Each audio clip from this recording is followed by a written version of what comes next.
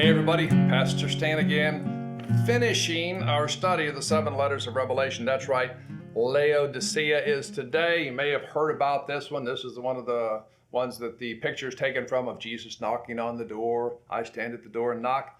Also lukewarm, spitting, out of his mouth. You're familiar with that perhaps.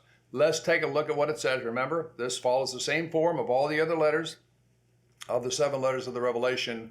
Jesus dictating a letter to the Apostle John, who writes it down and then presents it to these churches, and then it's also preserved and is presented to us. So let's see if there's any kind of application in this letter as well. So let's take a look at it. All right, chapter 3, Revelation, verse 14. The Lord Jesus says, "Write this letter to the angel or messenger of the church in Laodicea.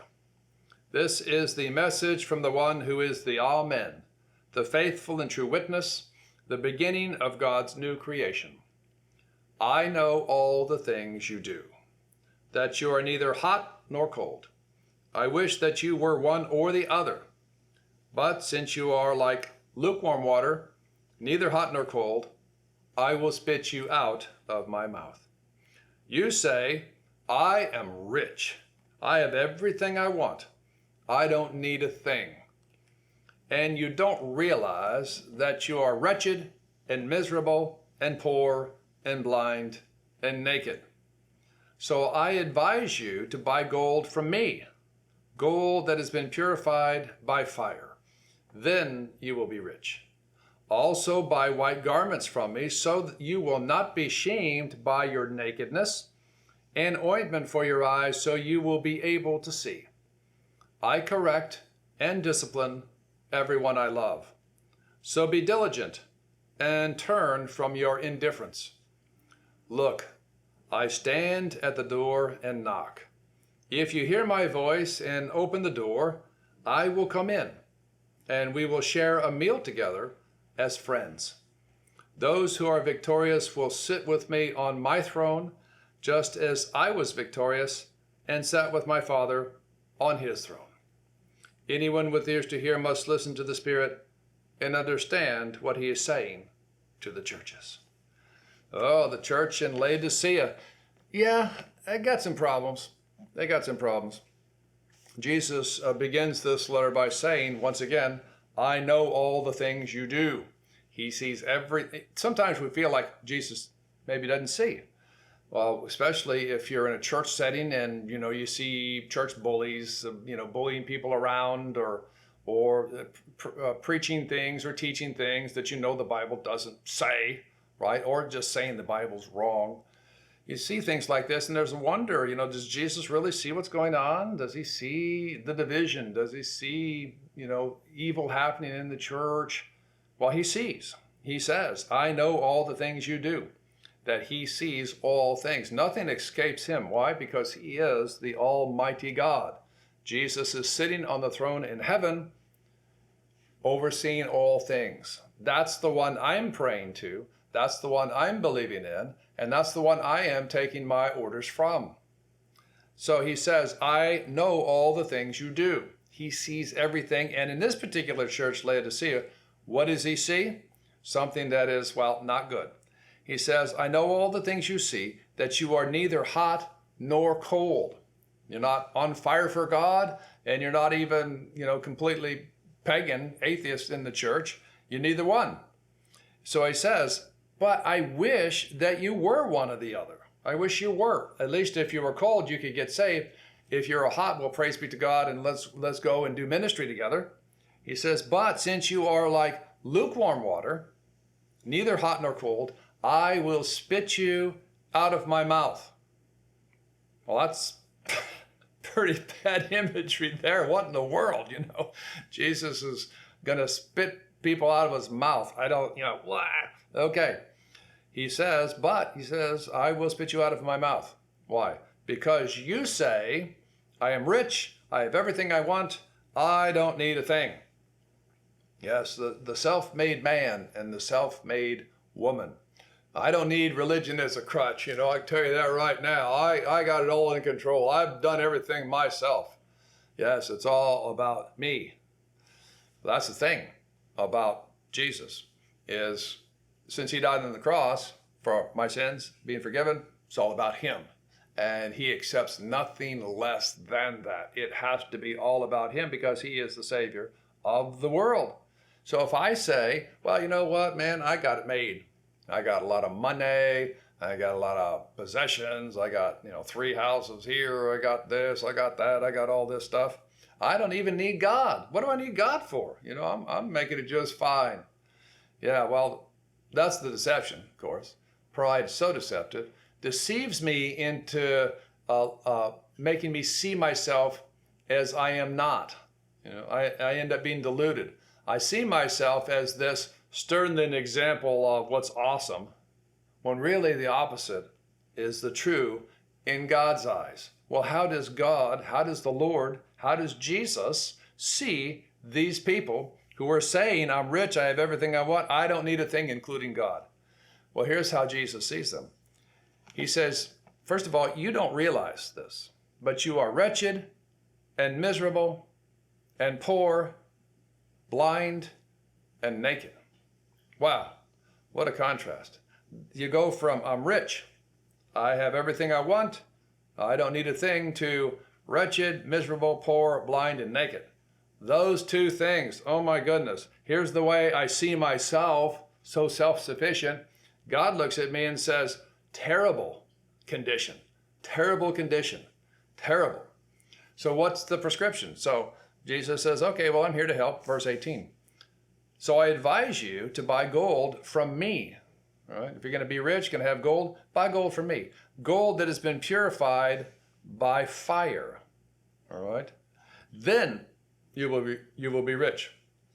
Jesus one time said in the Gospels, what does it profit a person to gain the whole world and all of its wealth, but lose their own soul? What if I owned everything? What if I was a super zillionaire, but died and went to hell? How did all that money, property, and stuff, how did that really profit me, right? What would a person exchange for their soul? Sometimes not very much. Remember, Jesus was offered the wealth of the world by Satan when he was tempted, and Jesus said, not happening, because the scripture says you will worship only the Lord your God and no one else. Yes. So if I have salvation, then I'm eternally rich, praise be to God. Also, he says, buy white garments from me, so you will not be shamed by your nakedness. Now, no doubt, these folks, they're rich, so they got fine garments, very nice clothing. They go out into public and people go, wow, look at those expensive clothings. But he says, because you don't know Jesus as Savior, or because you're so self-sufficient and have such a high opinion of yourself, you're actually naked in the sight of God, right? In the sight of God. So he says, buy garments from me. He says, all who overcome will be dressed in white, yea, around the throne of God. So buy garments from Jesus. Get saved, turn back to him, repent. Also, ointment for your eyes, so you will be able to see. Oh, that's interesting, because earlier he says, you don't realize that you're blind. Really, pride is the great blinder of all time. Pride is all about me. And so when pride is all about me, I'm all about me, I see myself and others differently. I think of myself as awesome. All those around me might think, what a jerk. But my pride will not admit that I am actually that way. So when he says, open your eyes so you'll be able to see, he is saying, if you pray, I will show you your current state, and then you can repent. You will see things as they actually are, and you will see your need for God. And in verse 19, he says a rather ominous verse of scripture, at least to me. He says, I correct and discipline everyone I love. Oh boy. You ever wonder, what did that look like? What does it look like when Jesus corrects and disciplines everyone he loves? If I belong to Jesus and he's going to correct and discipline me, I don't know about you, but discipline, correction, that always seems to be painful in my life for some reason. I guess because pain is such a good motivator, you know. It's like touching the stove when I was 5. Oh my God. Burnt my fingertips, you know. Next time I walked in there and I heard Mom say, don't touch that stove. Guess what? Guess who didn't touch the stove, right? Me. Don't touch that stove. Hot, hot, hot. Hot, right? That's one of the things you teach kids. Hot. Don't touch the stove. Yeah, so I correct and discipline everyone I love. So if we belong to Jesus, we can expect this. If I go astray, go awry, if I start doing stuff that's not right, if I start acting like the world, I can expect him to correct and discipline me, at least for the old pastor here. That ends up being painful, and I can tell you right now, I am ready to repent in a hurry. Oh my goodness, that's for sure. And then he really talks about the sin of these folks in this church. He says in verse 19, so be diligent and turn from your indifference. Turn from your indifference. You look upon things and say, I'm good, you know. I come to church every once in a while. Well, once a couple months is okay, isn't it, preacher? Right? Pull the handle, got my name on the list, on my way, way I go. Yes, come or not, what's the big deal? What do I pray for? Let the preacher pray for me, all that. Indifference. So turn from your indifference back to the Lord. Repent, in other words. Yeah, and then look at verse 20. He says, look, I stand at the door and knock. Jesus standing at the door and knocking. Will we let Jesus in? Will I let Jesus into my life? He is ready. He is ready to come in. And if I hear his voice and open the door, he says he will come in.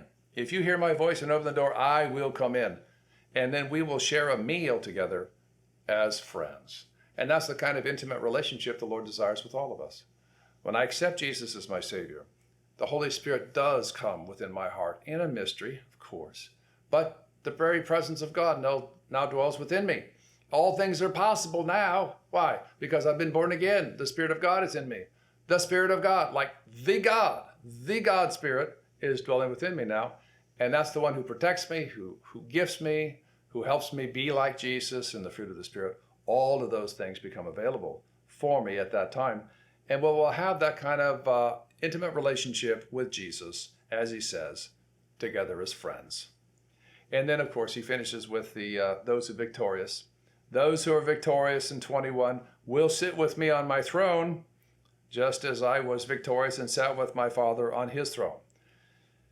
Yeah, I can see Jesus sitting on his Father's throne, but all of us sitting on the throne of Jesus? Yeah, well, he says it, so it must be possible. I guess what that means is when we're victorious, then we have left everything behind. We are with him. In some way, we are now reigning with him because we are his brothers and sisters and all children of God together. That's right. And then finally, anyone with ears to hear must listen to the Spirit and understand what he is saying to the churches. Once again, to all churches. Lukewarmness is not just in this era. Indifference to the scripture reading, to praying, to participating in acts of mercy, all of those kind of things. That wasn't, indifference to that wasn't just then. It's been ever since people have been, since this was written, because this is the way people are. That's why Jesus says that I correct and discipline everyone I love. I need this. In fact, the Old Testament, Proverbs 12:1 says that to learn, you must love discipline. It is stupid to hate correction. Can you imagine that? It is, so to learn, you must love discipline. It is stupid to hate correction. No one likes to be told they're wrong. It's a big deal. But the Lord says, I will correct and discipline everyone I love. And so if I turn back to him, I'll be restored, and we'll have a meal together, and Jesus will be my friend. All right, my friends, good to be with you again on the Pastor Stan YouTube channel. Talk to you again next time. We're going to go in another direction. Looking forward to some new teaching on some other things coming up quickly. So look forward to that. All right, talk to you later. Have a good day. God bless you.